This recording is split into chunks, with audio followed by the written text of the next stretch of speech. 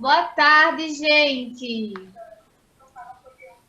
Elô tá conectando o áudio aí, mas acho que ele já vai começar a ouvir. Essa é a nossa segunda aula de linguagens. Dessa vez a gente não tem Lidiane, que não conseguiu ouvir, e a Deilza, que está um pouco doente, a Deilza é professora de artes. Então a gente não vai ter aquelas questões muito legais de arte na outra aula.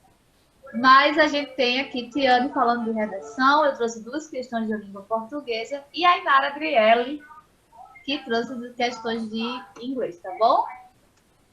Vamos começar. Pode? Pode. Pronto, então boa tarde. Então, meu nome é Ostiane, todo mundo me chama de Tiane, que é mais Que é bem fácil, mais fácil. né?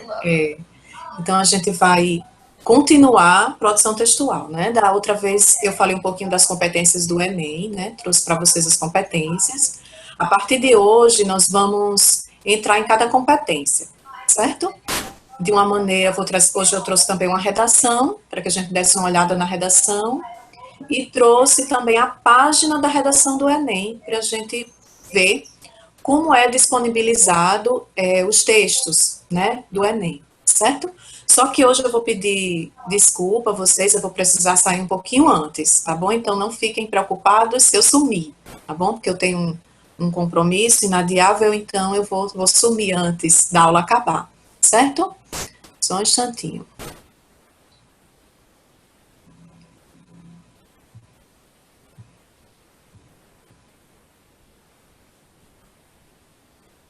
Todo mundo está conseguindo ver?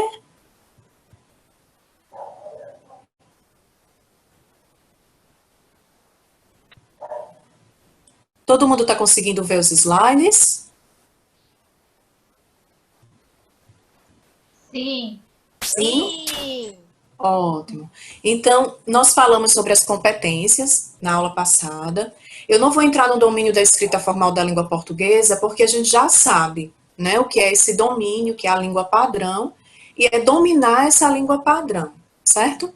Nós vamos entrar hoje na competência 2, que é compreender o tema e não fugir do que é proposto, certo?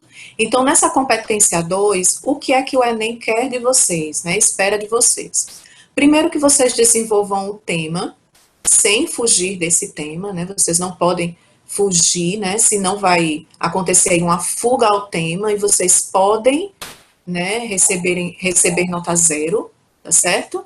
Então, e também outra dimensão, que é a questão do texto discursivo argumentativo, tá certo? Então, esses dois critérios, né, que vão ser visualizados pelos avaliadores. O tema, que é tratado, né, como esse tema é exposto na sua redação, e segundo, como você o expõe, né, que é a estrutura do texto dissertativo argumentativo, certo? Então, vamos lá. Outra coisa que a gente tem que compreender da competência 2, que é importante, nessa avaliação daquilo que é avaliado no texto, o bom texto, vamos dizer assim, o melhor texto, aquele que recebe nota 1000 na redação do Enem, é aquele que traz sobre o tema que é tratado uma questão que engloba, vamos dizer assim, questões sociohistóricas, certo? Ele foge do senso comum, daquilo que é simples, daquilo que é tratado de uma maneira simplória, vamos dizer assim, no dia a dia, na sociedade, e recebe a nota 1000 aquele que traz coisas novas, a palavra é essa, né? Essa dimensão sociohistórica realmente, né? Essa dimensão nova. Então, quando eu trago coisas novas para a minha produção textual, isso é visto como uma questão de autoria, né? Aquele que escreve desta forma, né, trazendo coisas novas, então ele traz uma questão realmente de autoria. Sempre lembrando que quando a gente fala de autoria, é algo novo, mas não é algo tão novo, né? Porque sempre alguém já disse, já falou a respeito daquilo, né? Eu li sobre aquilo em algum ponto. Mas é algo novo numa perspectiva que não foi falado ainda, não foi tratado ainda numa produção textual, né? Que se difere daquilo que é senso comum, que todo mundo fala, certo? Daquilo que todo mundo já sabe. Então, quando nós falamos sobre a estrutura do texto dissertativo argumentativo, nós temos aí uma estrutura para ele, Então, qual é essa estrutura? A introdução, o desenvolvimento e a conclusão. Isso quer dizer o quê? Que no meu texto, essas três partes, elas precisam estar claras, certo? Tanto a introdução, quanto o desenvolvimento e a conclusão. Ela precisa ser clara.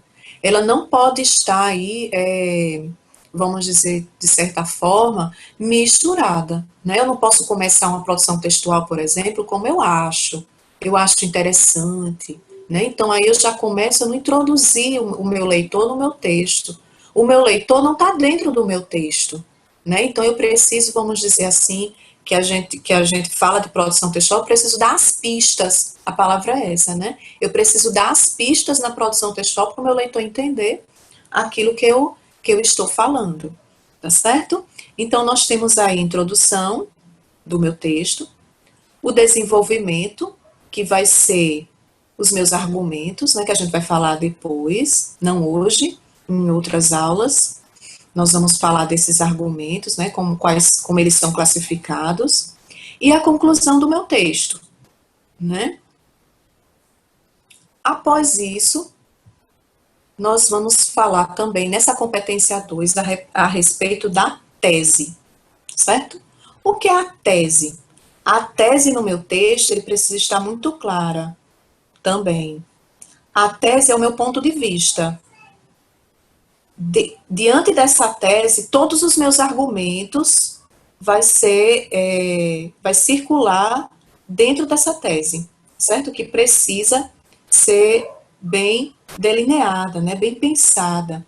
Geralmente, as nossas teses, elas vêm na introdução, né? Elas podem vir depois, mas eu digo que é melhor quando se vem na introdução, porque a gente não se perde, né, dentro do texto, certo? Então, vamos lá para o nosso texto, só um instantinho.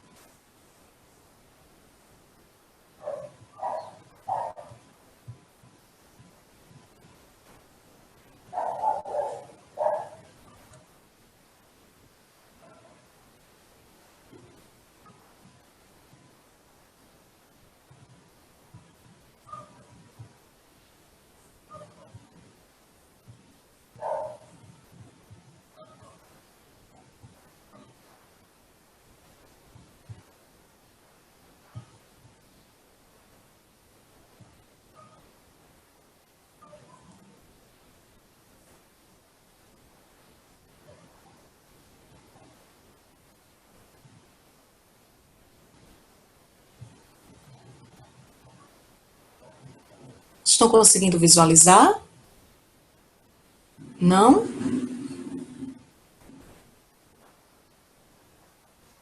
Ainda não. Só um instantinho.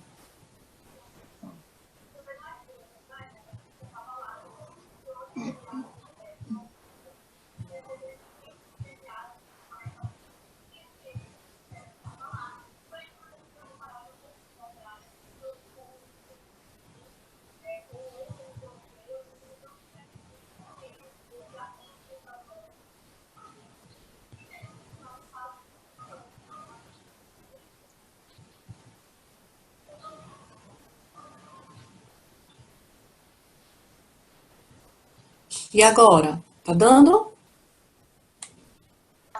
Sim. Pronto. Então, aí nós temos a nossa famosa página da redação do Enem. Eu trouxe para cá a redação 2018, certo? Porque eu escolhi uma redação de 2018. Então, vocês têm aí os textos motivadores, certo? Por que eu trouxe esses textos motivadores? Porque quando a gente vai falar da segunda competência, nós também acabamos falando dele, certo? Por que isso? Porque esses textos motivadores, eles servem para iluminar, né, vamos dizer assim, o aluno, né, o estudante, né, o escritor. Contudo, eu posso trazer esses textos motivadores dentro da minha redação, só que eles não podem vir em copia e cola. Eu não posso transcrever tal qual eles estão, certo? Porque se eu fizer isso, vai ser desconsiderado, né, meu número de linhas. Mas também eu posso trazer os meus textos motivadores de uma forma interpretando, né, na minha produção textual, né? Eles podem vir. Então, vocês estão vendo aí o texto 1, o texto 2, o texto 3, aí que é um infográfico. Depois, em aulas posteriores, a gente pode trabalhar esse gênero. E nós temos aí o texto 4, certo? Então, qual era a proposta dessa redação, né? A proposta dela, ela tinha como tema manipulação do comportamento do usuário pelo controle de dados na internet, certo? Esse era o tema que o aluno precisava desenvolver, certo? Então, só segura aí esse tema que a gente vai para a redação.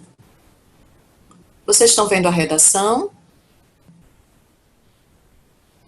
Sim. Pronto, ok.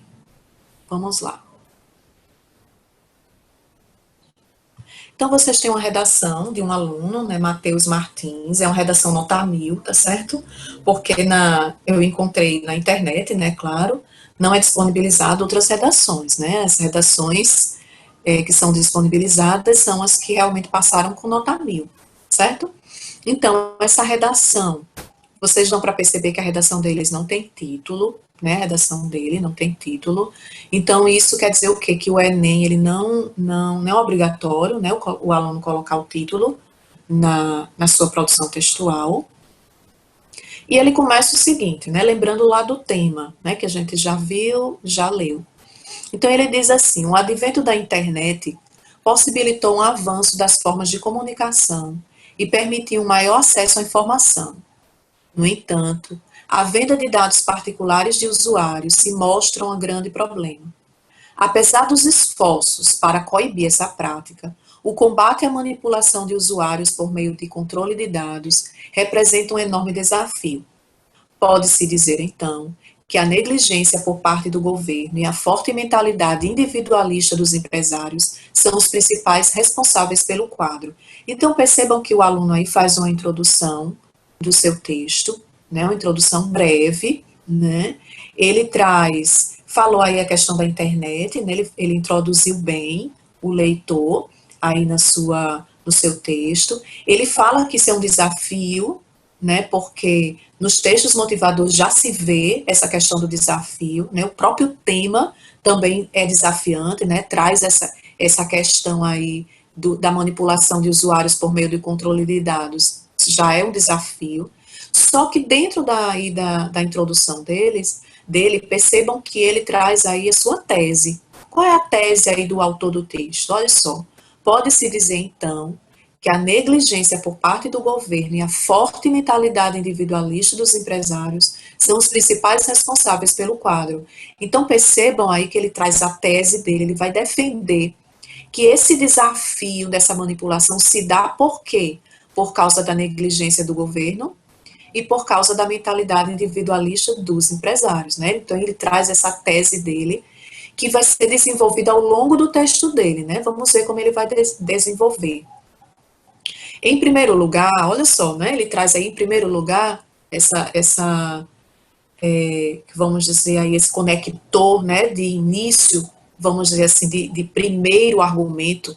Em primeiro lugar, deve-se ressaltar a ausência de medidas governamentais para combater a venda de dados pessoais e a manipulação do comportamento nas redes. Segundo o pensador Thomas Hobbes, não sei se o nome dele é esse mesmo, depois a Inara me corrige, o Estado é responsável por garantir o bem-estar da população.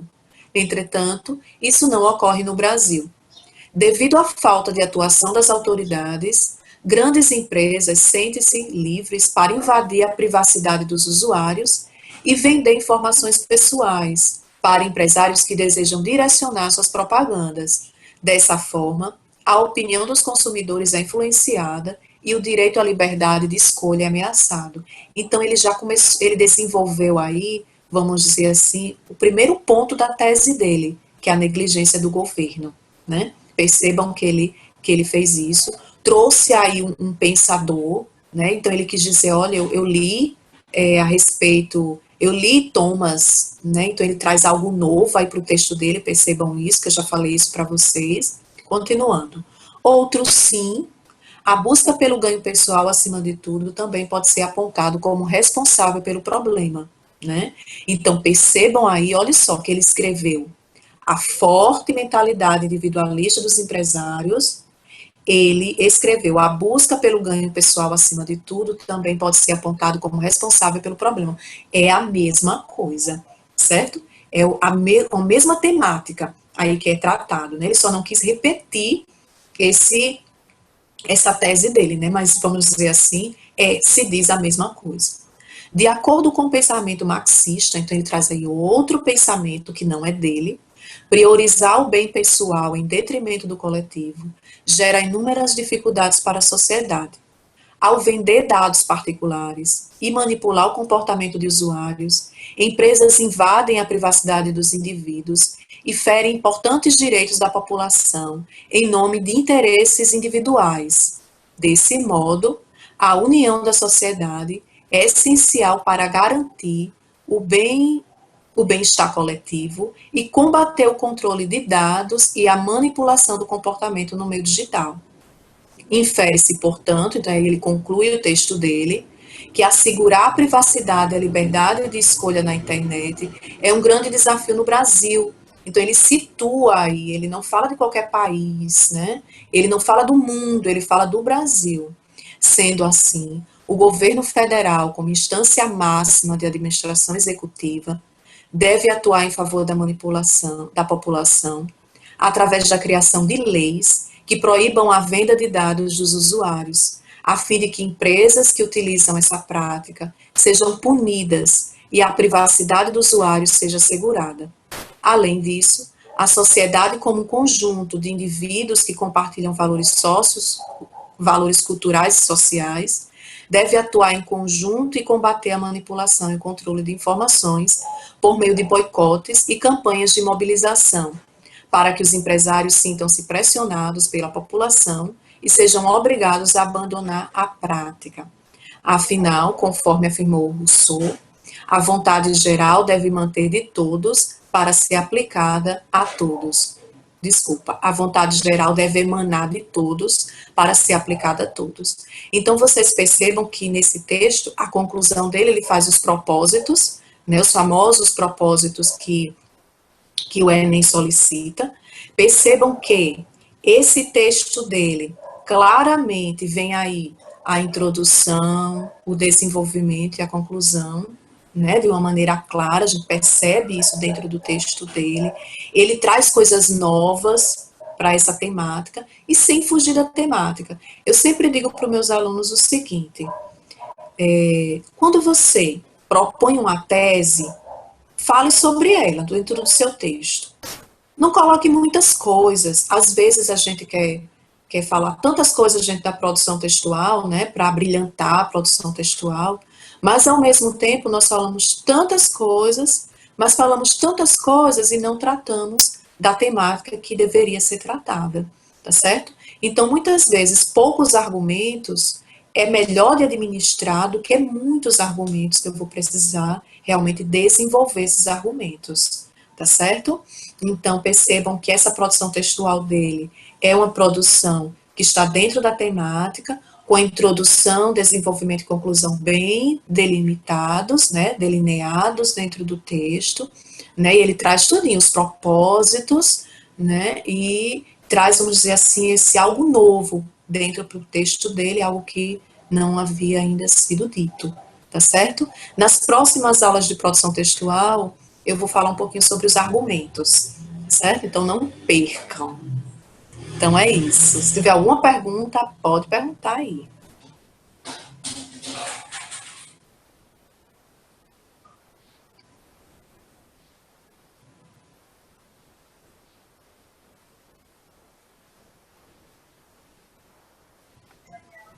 Os argumentos, vamos dar próxima. Gente, vamos dar continuidade, já tá bem adiantada a hora. Eu trouxe aqui duas questões.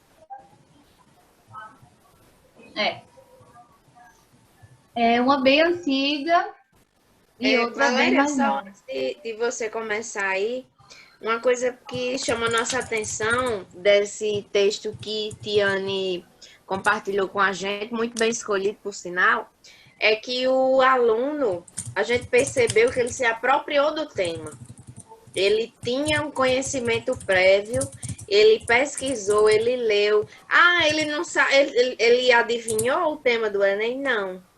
Ele estudou sobre o que foi, né, o que poderia ser tratado na época do texto, do Enem em questão, e ele referenciou aí pelo menos com 3 nomes bem fortes, né? Isso dá credibilidade ao texto. Então, só para fechar, para que os alunos percebam que para você escrever um bom texto, você tem que ser um bom leitor, você tem que ler, você tem que ter uma variedade de leitura. E quanto mais você lê, mais bagagem você tem para escrever, para escolher os argumentos e as palavras certas na hora da sua produção. Porque eles não adivinham o tema, não é que a pessoa saiba o tema nosso que está no texto dele. É pegar conceitos genéricos que tem a ver com sociedade, que tem a ver com isso, e que você aprendeu nas aulas de sociologia, de filosofia, ou de literatura, enfim. E aí você pega esse conceito e joga naquele tema. Foi o que essa pessoa fez, tá? Não é que caiu exatamente o que ele sabia, não. Ele só fez isso. Ele pegou esses conceitos, né? Exatamente. Então vamos lá, gente. Eu trouxe 2 questões. Uma tem tudo a ver com literatura, a outra tem a ver, mas o foco dela está nos gêneros textuais, tá? Por isso que é interessante a gente estudar todos os gêneros textuais. E o gênero que eu trouxe aqui, ele está muito mais para aquilo que a gente estuda no fundamental. Até dá uma pincelada no médio, mas é mais fundamental, tá? Então, a gente tem essa questão aqui, que eu acho que os meninos devem lembrar dessa questão, já foi bem na sala de aula, que é um trecho de uma obra. Eu falei que ia trazer Machadão, né? E que ia trazer Guimarães Rosa. Então, eu trouxe eles 2 hoje. Aqui a gente tem Memórias Póstumas, claro, então pega a camisa em homenagem, ninguém tá vendo, mas é em homenagem. Mostra. Todo mundo já viu, né? A dedicatória do Machado. Tem muita questão sobre ele, principalmente Memórias Póstumas, que é a obra mais pedida em vestibulares no Brasil, né? Então, todas as obras de todos os autores a gente tem o Memórias Póstumas, tá? Então é bom sempre lembrar dessa obra, porque furou pela cara. Então a gente tem aqui a questão, já diz o que o texto está falando. Ele diz: o narrador, descrever a personagem, critica sutilmente um outro estilo de época, o romantismo. Então, ele já facilitou a nossa vida. Ele disse que existe uma crítica aqui ao romantismo, tá? Então, a gente tem o trecho. Naquele tempo, contava apenas uns 15 ou 16 anos, era talvez a mais atrevida criatura da nossa raça e, com certeza, a mais voluntariosa. Não digo que já lhe coubesse a primazia da beleza entre as mocinhas do tempo, porque isto não é romance, em que o autor sobredoura a realidade e fecha os olhos às sardas e espinhas. Mas também não digo que lhe maculasse o rosto nenhuma sarda ou espinha, não. Era bonita, fresca, saía das mãos da natureza, cheia daquele feitiço precário e eterno que o indivíduo passa a outro indivíduo para os fins secretos da criação. Então, ele faz a crítica, a gente está vendo, né? Quando ele faz isto aqui não é romance, né? Apesar de ele estar escrevendo um romance, mas ele está criticando os romances do romantismo, né? O texto que se percebe, o trecho, né? A frase do texto em que se percebe a crítica do narrador ao romantismo está transcrita na alternativa. Aí eu tenho que saber das escolas literárias para responder, porque senão, apesar de que eu possa inferir que romantismo, né, romance, amor, dá para inferir quando é romantismo. Mas se ele estivesse fazendo uma crítica ao parnasianismo, não, ele não ia fazer nunca. Se ele estivesse fazendo uma crítica ao simbolismo, por exemplo, certo? Ou ao arcadismo, então como é que eu ia saber? Meu Deus, eu ia ficar pirando, porque o que diabo é arcadismo, né? Então, Já sabemos o que é romantismo. O aluno já sabe o que é romantismo. Vocês já sabem o que é. A gente sabe que romântico é a pessoa que se ilude, né? A pessoa que está sempre fechando os olhos para o que é real e está sempre pensando no mundo ideal. É aquele que idealiza. Já sei que o romântico idealiza. Sabendo disso, eu vou pegar um trecho aqui que fala disso, né? Então, vamos lá. A. O autor sobredoura a realidade e fecha os olhos às sardas e espinhas. B. Era talvez a mais atrevida criatura da nossa raça. C. Era bonita, fresca, saía das mãos da natureza, cheia daquele feitiço precário e eterno. D. Naquele tempo contava apenas uns 15 ou 16 anos. E E. O indivíduo passa a outro indivíduo para os fins secretos da criação. E aí, como é que eu respondo essa questão? Se a gente for pegar cada frase aqui, só olhando para elas, a gente vai ficar na dúvida. Porque ele exagera, né? Na maioria dessas frases aqui, ele exagera. A única questão que a gente podia eliminar de cara era a D. Naquele tempo contava apenas 15 ou 16 anos. Ele está só falando a idade, não está dizendo mais nada. Mas as outras não. Então, como é que eu sei qual questão aqui é a certa? Eu vou lá para o texto.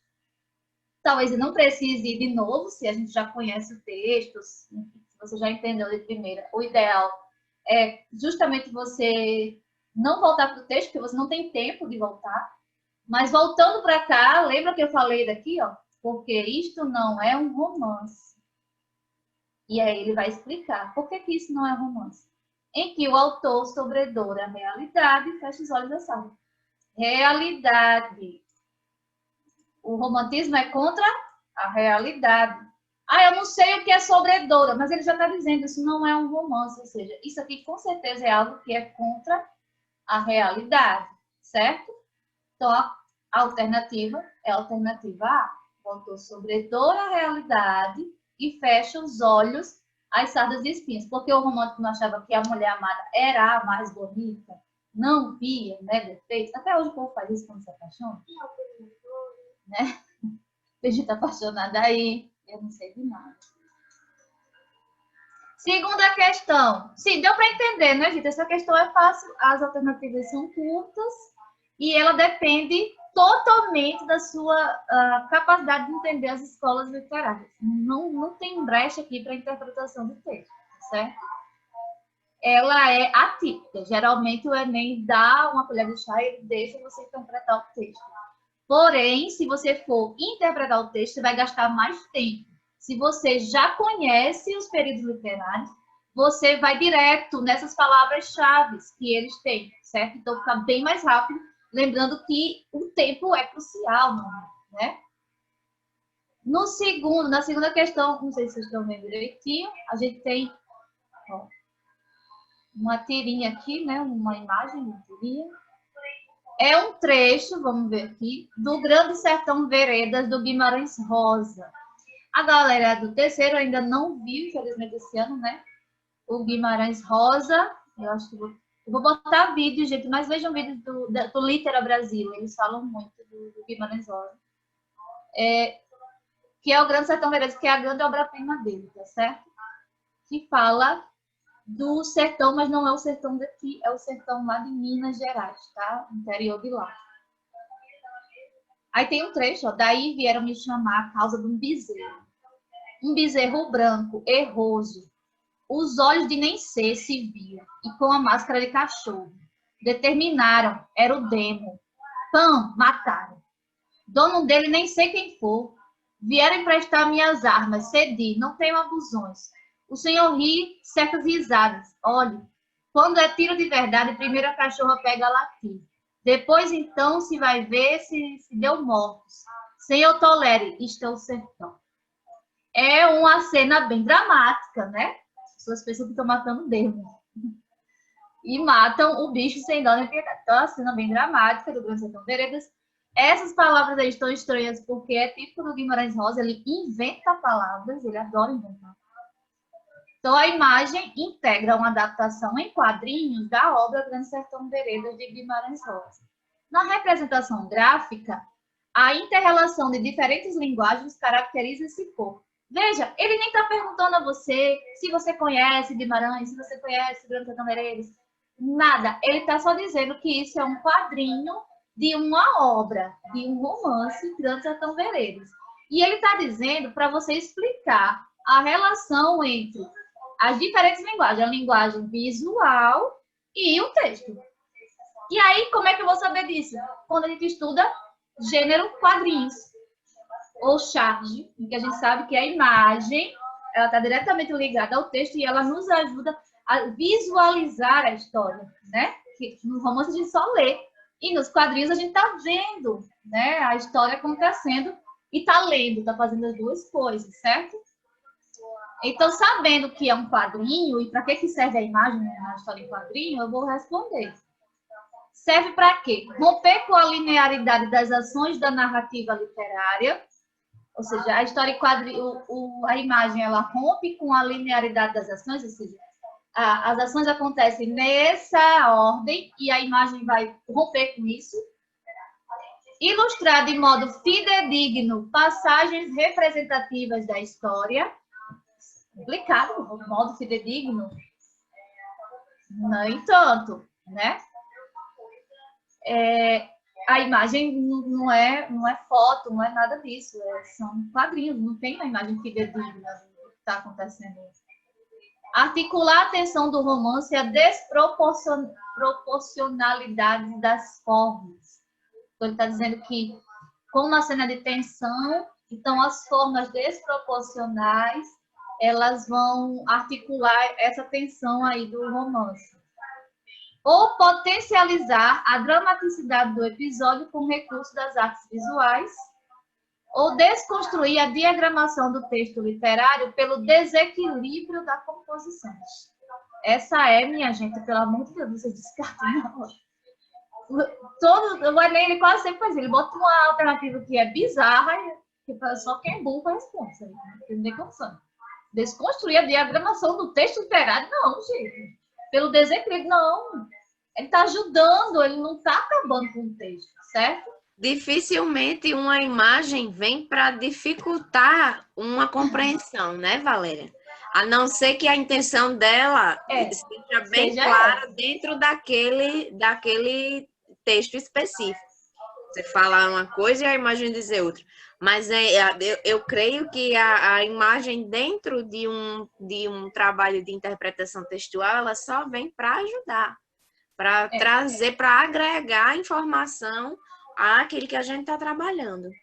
Isso, ela só vai ser diferente se, como você disse, se ela tiver um objetivo. Numa charge, por exemplo, eu posso estar sendo bem irônico. E posso estar Exato, a questão das figuras de linguagem, né? Da ironia. Mas isso fica bem claro lá. Isso. Né? Você percebe a ironia, que não tem aqui.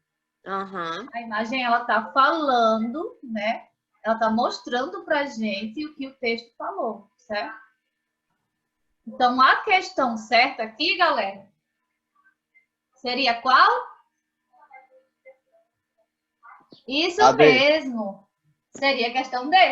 Olha aí. Potencializar a dramaticidade do episódio. Porque talvez você lendo não fosse tão dramático, mas vendo a cena, você percebe a dramaticidade. O bicho lá caído, o bicho parecendo cão, né? Coisa ruim. Então, ela não é também tão difícil, né, gente? Tem questões do Guimarães que são mais difíceis, tá certo? Vamos para a próxima, para a Ainara, para fechar. Deixa eu tirar aqui, né? Temos até às 5, Valéria? Podemos passar um pouquinho, né? Uns minutinhos. Prometo não me estender muito. Meus amores, é o seguinte. Eu sei que a maioria de vocês escolhe espanhol no Enem, por considerar que é mais fácil, é mais parecido com o português. Mas tome muito cuidado com isso, porque a língua espanhola, minha amiga Patrícia não está aqui, mas ela pode confirmar isso posteriormente com vocês, possui muitos falsocognatos. Valeu, Luan. Luan já disse aqui que escolheu inglês, então dicas de interpretação textual, independente do idioma, independente da língua, elas vão te ajudar em qualquer tipo de texto que você que você tiver a necessidade de interpretar, certo? Eu escolhi 2 questões que eu já trabalhei, inclusive, durante as aulas remotas com algumas turmas, falando sobre qualidade de vida, saúde, tá? Que é um assunto que nesse período de pandemia tá bem, né, comentado, bem falado. Então, vou retomar um pouquinho o que foi falado aqui pelas meninas de língua portuguesa.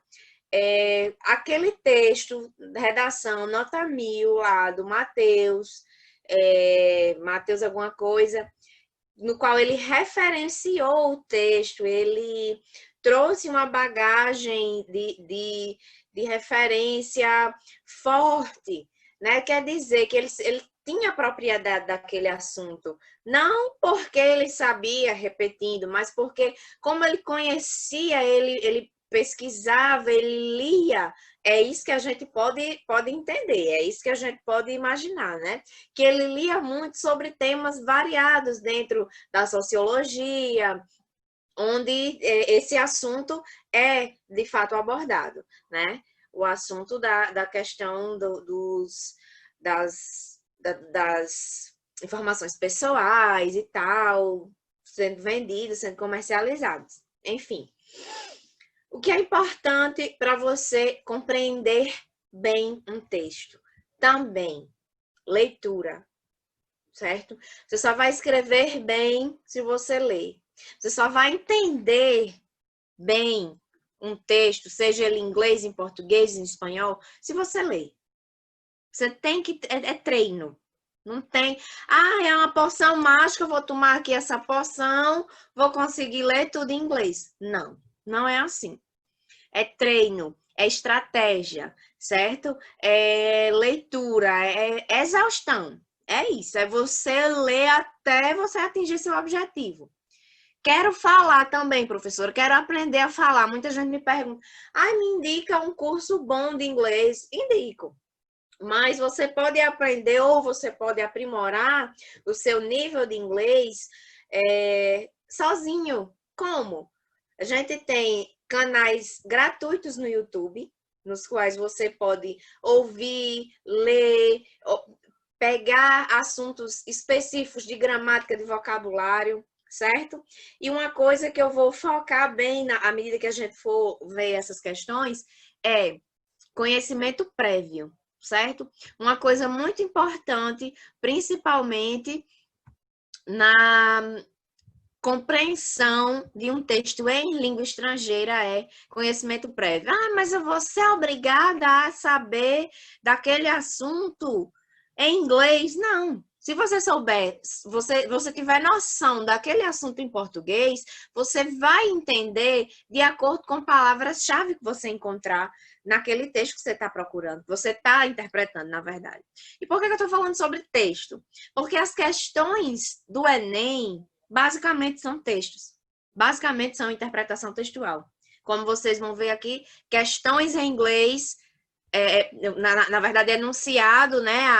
A questão em si está em inglês e a pergunta dessa questão em português para você entender, para você inferir o significado daquilo que você acabou de ver, certo? Então, deixa eu compartilhar aqui a tela das questões para vocês verem.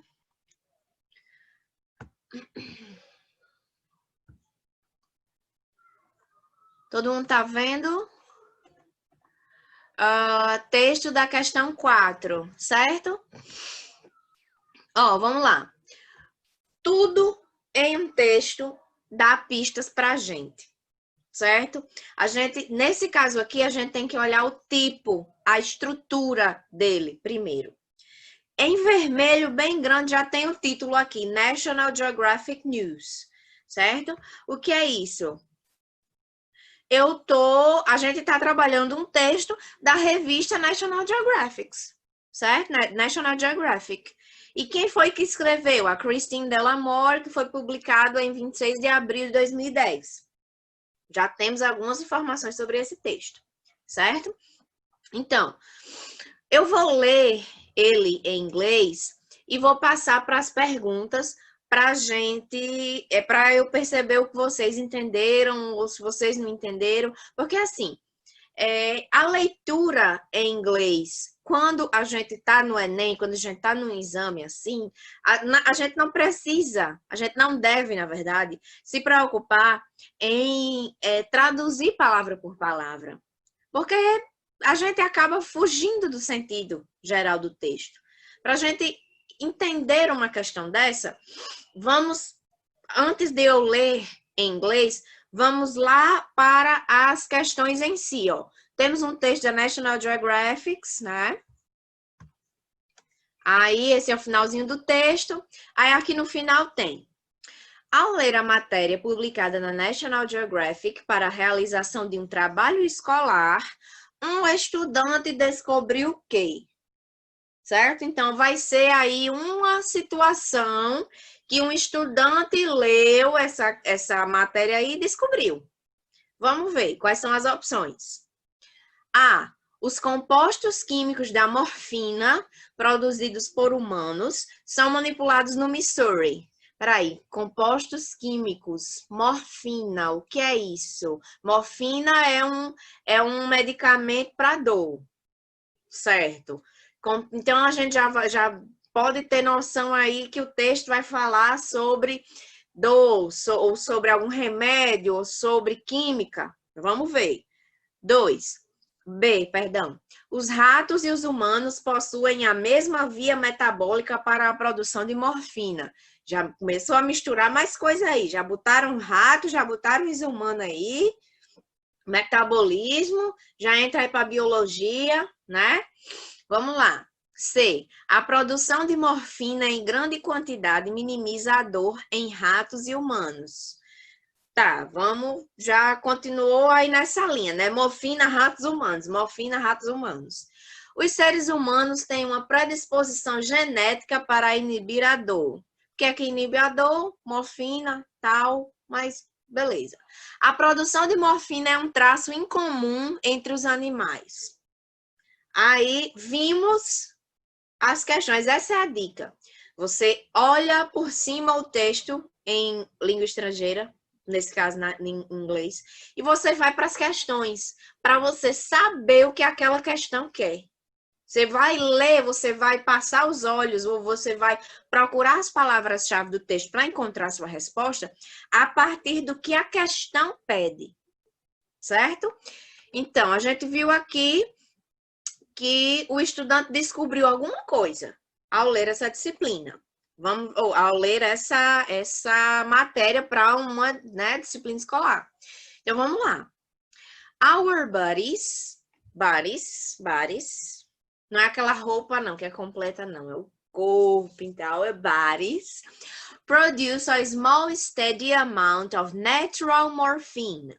A new study suggests traces of the chemical are often found in mouse and human urine, leading scientists to wonder whether the drug is being made naturally or being delivered by something the subjects consumed. The new research shows that the mice produce the incredible painkiller and that humans and other mammals possess the same chemical roadmap for making it, said study co-author Meinhard Zenk, who studies plant-based pharmaceuticals at the Donald Danforth Plant Science Center in St. Louis, Missouri. Então, quem quiser acessar esse artigo, tá disponível aqui no National Geographic, né? Então, amores, ó, a gente vem para cá para as questões novamente. Os compostos químicos da morfina produzidos por humanos são manipulados no Missouri. Vimos a palavra Missouri lá. Vimos. Mas o que é que tem a ver? Será que esse é o ponto principal do que diz? Letra B. Os ratos e os humanos possuem a mesma via metabólica. Letras para a produção da morfina. Letra C. A produção de morfina em grande quantidade minimiza a dor em ratos e humanos. Os seres humanos têm uma predisposição genética para inibir a dor. a produção de morfina é um traço incomum entre os animais. Aí a gente volta para lá para ver as palavras-chave. Percebam que já é a segunda vez que eu estou lendo as alternativas, certo? Que é para a gente tentar fazer uma correlação entre as alternativas e o que a gente viu lá no texto, em língua estrangeira. Babies, então, nessa primeira linha, tem algumas palavras cognatas, que são palavras que se parecem em inglês e em português, e que significam a mesma coisa, certo? Natural, natural. Morphine, morfina. Morfina natural. Então, produce, produzir. Body é uma palavra já conhecida, corpo. Então, o restante dos conectivos ou dos pronomes são coisas que a gente estuda nas nossas aulas de gramática, nas nossas aulas de vocabulário, certo? Então, our, nossos, tá? Small, pequeno. Aí amount seria quantidade, não é obrigado que vocês saibam o que é isso, mas não, como eu falei, não precisa vocês saberem todas as palavras do texto para entenderem o que ele traz de mensagem, certo? E diz aqui, ó, new study suggests. Suggests também é um cognato. E por que tem S no final? Ah, porque está no plural. Não, meus amorinhos. Nunca mais te ensinou o present simple, né? Mas a gente, só para lembrar a regrinha do present simple, quando a gente tem um verbo na terceira pessoa do singular, quem é a terceira pessoa do singular? He, ele, she, ela, it, que é o pronome neutro, pode ser usado para qualquer coisa, menos para pessoas. Então, quem é a terceira pessoa do singular aqui? Esse new study, o novo estudo. Então, o novo estudo sugere, certo? Então, o que é que a gente entendeu aqui na cabeça da teacher, a gente entendeu já quase toda a primeira linha aqui, né? Então, traces of the chemical. Chemical. Se eu for tentar ler chemical, vai dar errado, né? Eu vou ter que saber um pouquinho aí já de vocabulário, nesse sentido aqui. Ó, trace of the chemical. Mas aí, se eu conseguir já relacionar na minha cabeça a ideia lá das alternativas que fala em composto químico, morfina, compostos do corpo humano, aí eu já vou me ligar que esse chemical aqui, na verdade, é chemical, que é de química, né? Vocês vejam que para você... Eu sei que é chemical por causa da banda, My Chemical Romance, tá vendo? Então, olha aí. Também é cultura aí. Isso mesmo, e é bem isso, Valéria. A gente, para entender um novo idioma ou em uma situação específica como essa, a gente faz relações com o que a gente já sabe, com o que está ao nosso redor, sabe?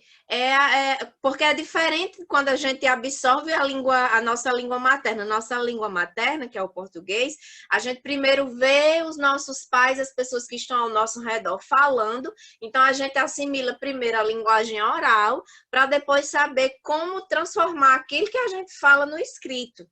E no inglês, muitas vezes não, para nós da língua estrangeira, na escola pública principalmente, é o oposto. A gente começa a ver palavras em inglês ao nosso redor, na rua, no shopping, no supermercado, e depois nos jogos de computador, na TV, no laptop, e depois vai assimilar aquilo para o sentido que eles trazem. E quando chega para a sala de aula, eu digo, vocês já viram inglês? Nunca vi inglês na minha vida. Meu irmão, você nunca foi no McDonald's, você nunca tomou um milkshake, você nunca comeu um hot dog, sabe? E as marcas de roupas que são em inglês, então é tudo muito você associar o que você já pegou, que você já tem, para os novos conhecimentos, certo? Então, traces of the chemical are often found in mouse. Mouse. Não é esse mouse do computador aqui, mas é o ratinho, tá? And human urine. Outro cognato. Urine, urina, tá? Leading scientists to wonder whether the drug is being made naturally or being delivered by something the subjects consumed. Aqui, meus amores, esse esse trechinho aqui, fala que traços desse composto químico, de uma morfina natural, foram encontrados na urina dos ratos e dos humanos.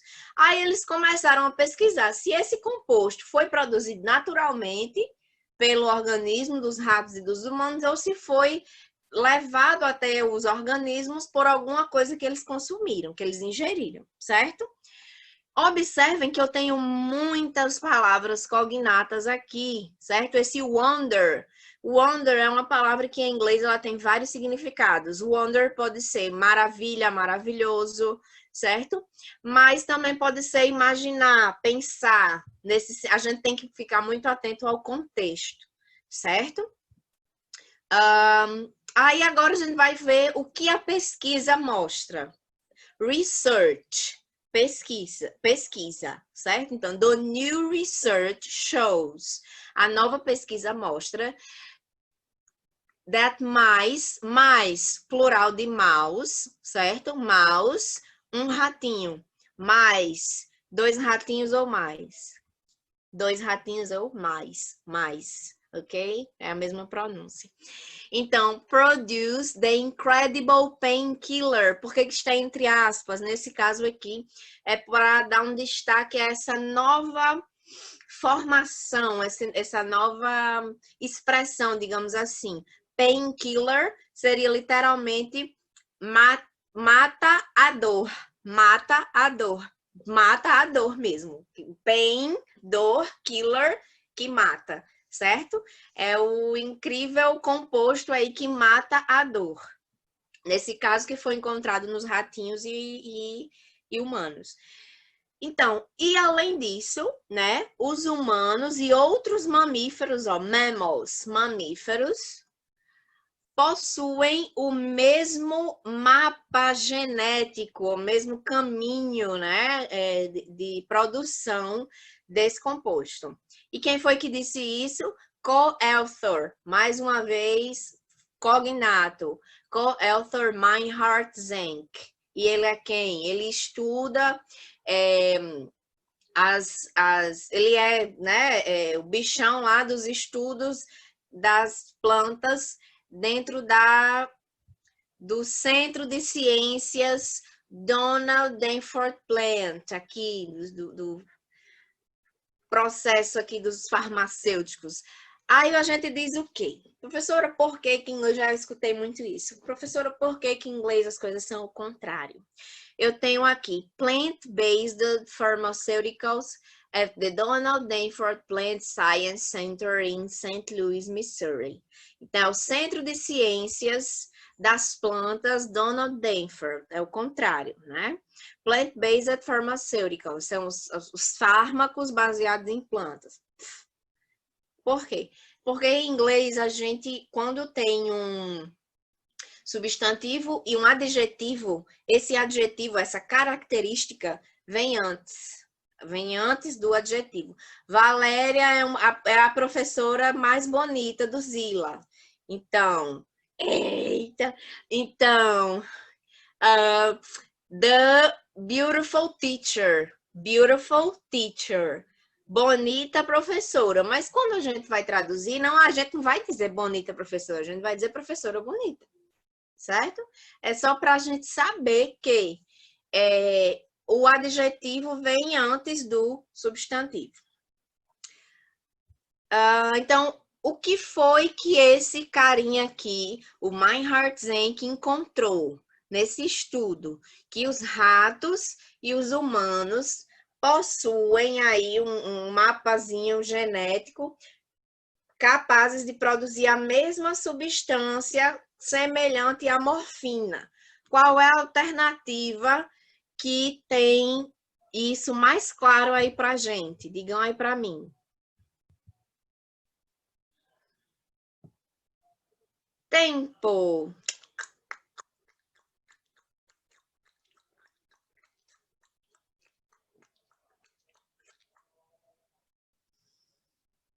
Será A? Será B? Será C? Será D? Será E? Responderam B aqui. Responderam o quê? B. B de B bola. de bola? Acertou! Exatamente, amores. Então, Ah, professora, ficou muito fácil porque você ficou explicando pra gente aqui o que era. Mas eu li tudo em inglês.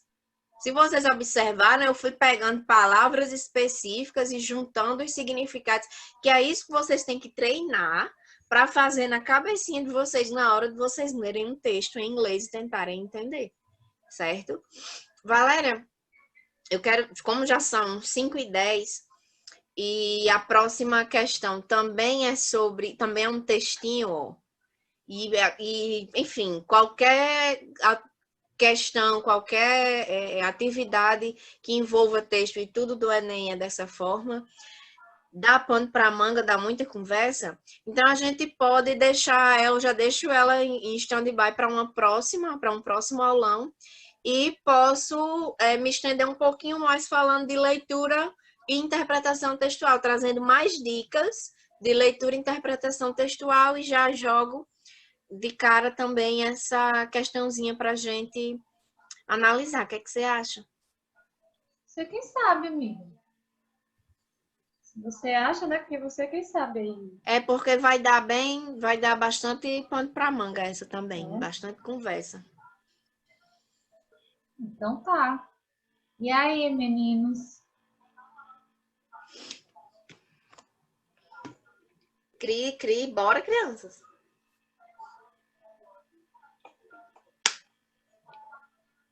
Bem, gente, a gente pode continuar. Como é? Puedes continuar. Olha aí, elas falando. Pode continuar. Ah, beleza, então. Vou fechar essa, tá? Vou voltar aqui. Como você já disse como é que funciona, agora você vai fazendo o esquema, né? De pegar as palavras. Exatamente. E aí a gente já vê.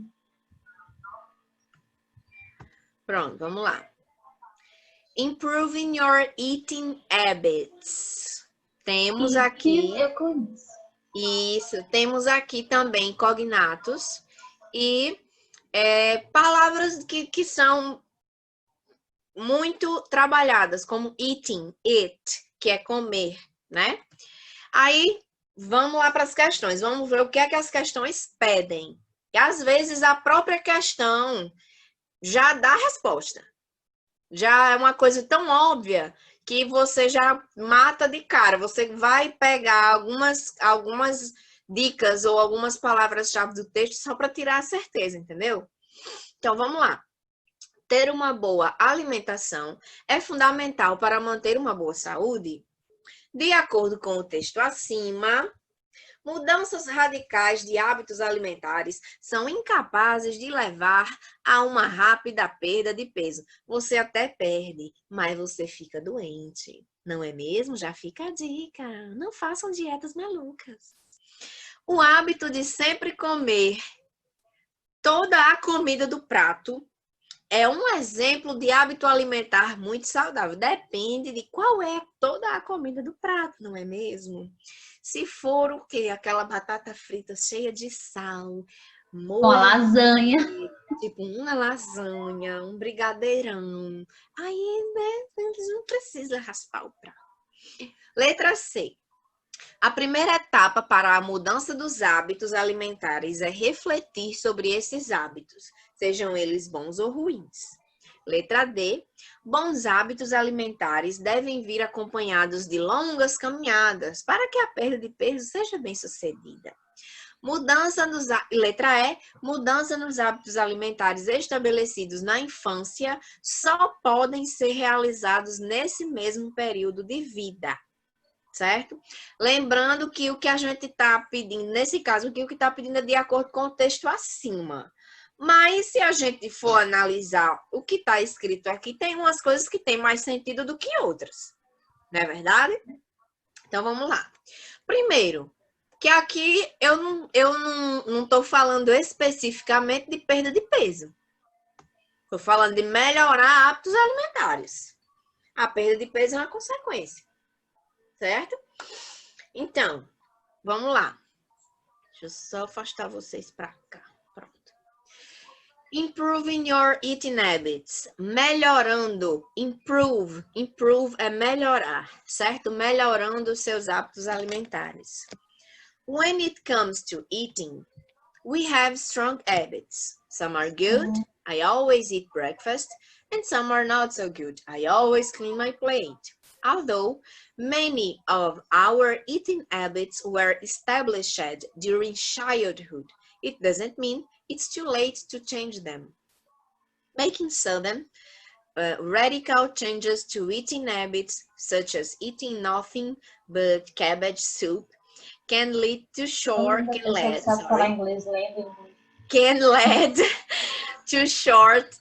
weight loss. However, such radical changes are neither healthy nor a good idea and won't be successful in the long run. Permanently improving your eating habits requires a thoughtful approach in which you reflect, replace, and reinforce. Reflect on all your specific eating habits, both bad and good, and your common triggers for unhealthy eating. Replace your unhealthy eating habits with healthier ones and reinforce your new healthier eating habits.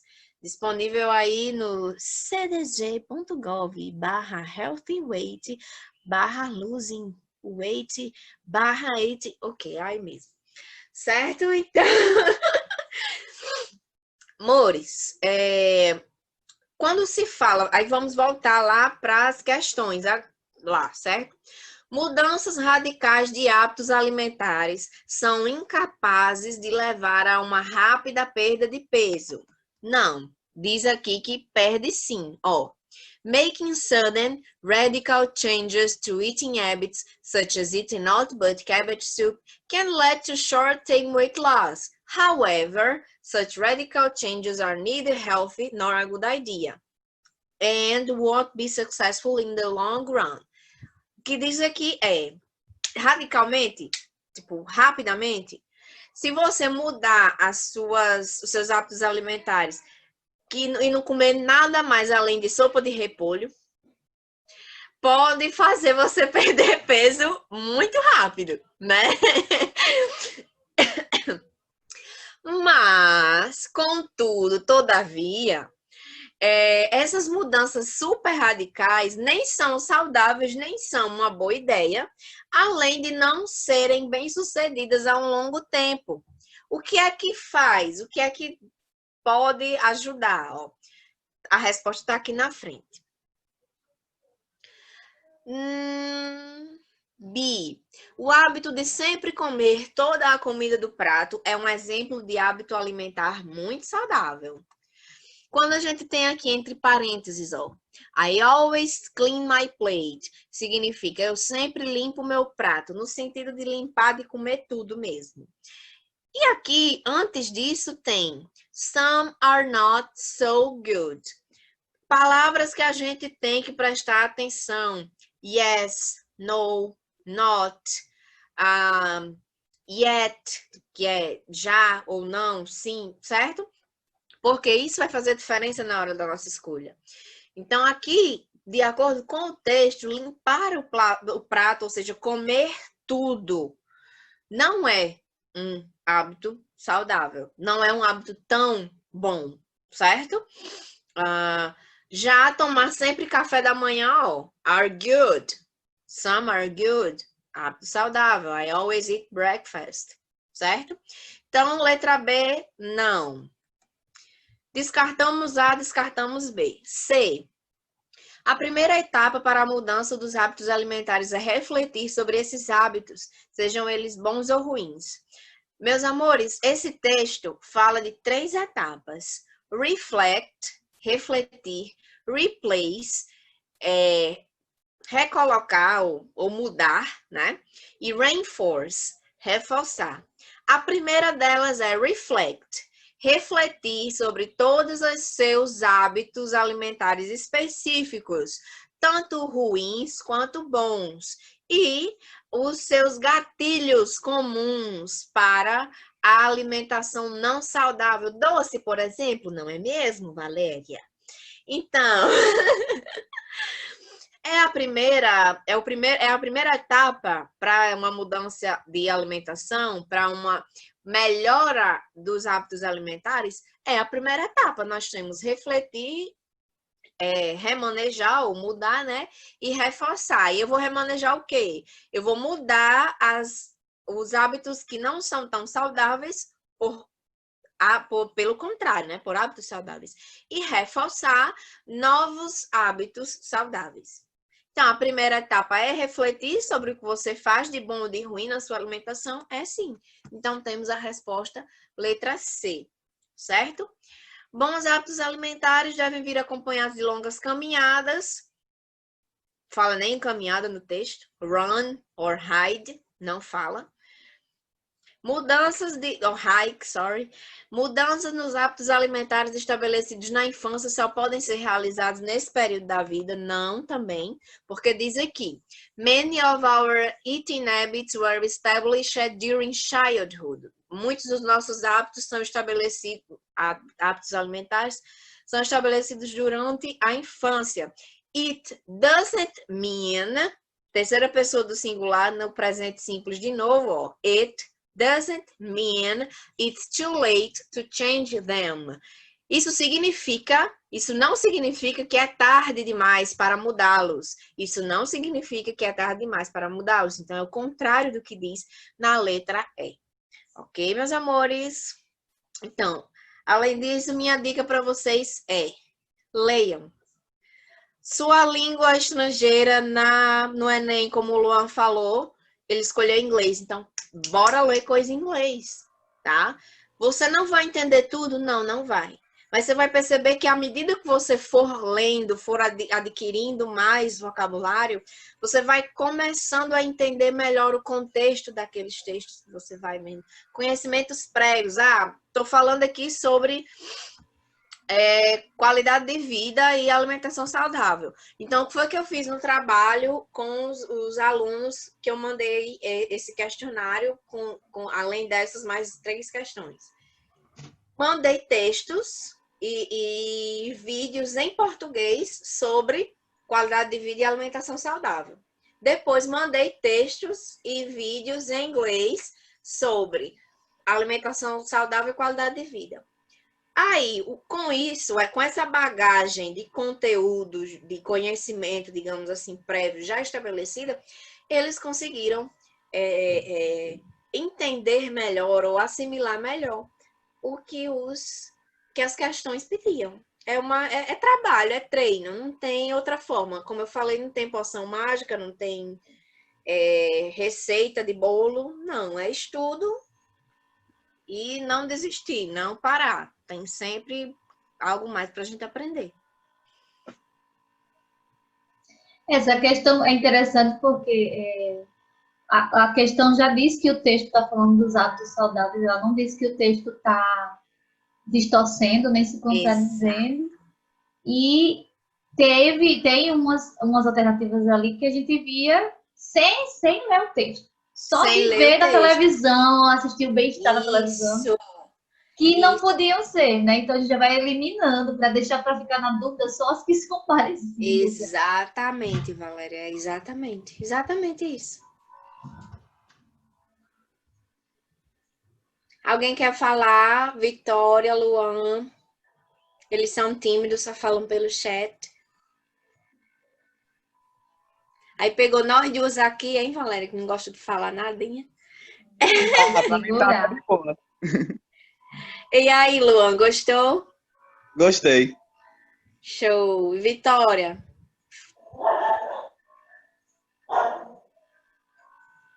Não teríamos a participação de Vitória. Oh, meu Deus. Ela gostou muito. Que bom, Vitória. Ei, meus amores, desde já a gente agradece a participação de vocês. Divulguem para os colegas de vocês, digam que vocês gostaram, porque a nossa ideia é fazer com que esses alunos se tornem mais frequentes e mais... A mãe tá ouvindo música, beleza? Eu tô com a festa também aqui do meu lado que fica passando atrás de mim, mulher. Eu sei como é que são essas coisas. A nossa ideia é que esses aulões se tornem mais frequentes e mais frequentados também. A gente precisa de público para a gente divulgar essas E para dicas. ficar mais legal, né? Fica mais Isso, legal ter interação, ter mais realmente troca, né? Porque não é só a gente falar, a gente sabe que vocês estão aí ouvindo a gente e tal, e interagem quando a gente pergunta, mas é importante que essas dicas, esses conhecimentos vão para o maior número de pessoas possíveis. E essa foi a nossa ideia desde o início, mas eu não sei, eu acho que o pessoal tá meio desligado, tá meio desestimulado, né, com essa questão que a gente não vai mais voltar para as aulas presenciais esse ano e tal. Só que o Enem não espera, né? Eu não sei, o MEC fez aquela consulta para saber qual seria a melhor data do Enem. O pessoal, a maioria maio. Aí tá em janeiro. Tá, por quê? Pesquisaram então, né?